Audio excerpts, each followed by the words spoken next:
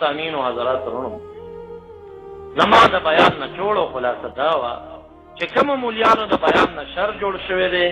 هغه مولیان چې دي هغوی منسوخ ایتونو پسې روان دي کم زړې عقیدې علما ناسخ پسې روان دي اما الذين في قلوبهم زيغ فيتبعون ما تشابه منه ابتغاء الفتنه رب کریم فرمایي د چا زړه کې چې دین ته ټګي ده او کګلچ دی هغه قرآن کریم کې متشابه او منسوخ پسې دي او کم خلق چې هغوی زړونه روغ په هدایت دی هغه ناسخ او محکم پسې دي تاسو هم دا دین زده کوئ د خپلو علماو نه او دا شان خپل بچي مدرسې ته راولئ خو د خپلو حقاني قاریانو سره هرې مدرسې ته بچی مه لېږئ ځکه دا مقصد دا وي زه دې بچي باندې حفظ کوم سبا به زه مړ شم دا به زما قبر ته تلاوت کوي دا د مقصد دی که نه دی جواب راکوئ دا دې دپاره چې ما پسې به دعا کوي دې دپاره بیا احتیاط ونه کړي د وهابیانو پنجپیریانو مدرسې ته ماشوم ولېږي ماشوم چې د مدرسې نه راشي او کله ته مړې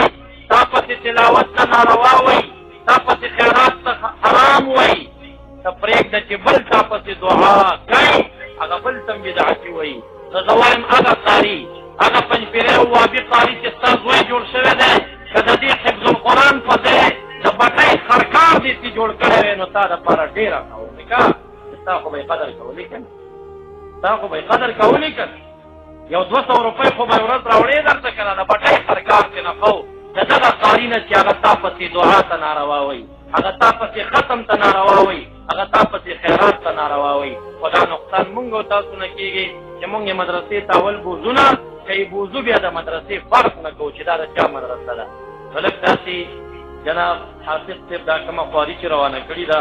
الحمدلله خپله هم صالحه دی تاسو دې خو شا کې مولانا نور محمد صاحب د هغه سره رفقا قرا دی ټولو کلاسونه جوړ کړي دي مولانا عبدالرازق صاحب خدمت یې روان کړی دی نږدې درته خپلې ښکلې عقیدوي مدرسې پیدا شوي دي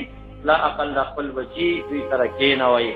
او د دوی په لاسونو باندې او د دوی د خولو نه ورته قرآن کریم وښایئ او د خپلو علماو سره وابستګي جوړه کړئ د عقیدې اصلاحي او څو خبرې د خپلې غاړې د خلاصي په نیت ما ستاسو حضور کې عرض کړې الهه دې وکړي چې فایدهمنې وګرځېږي وما علی الا البلاغ واخر دعوانا ان الحمد لله رب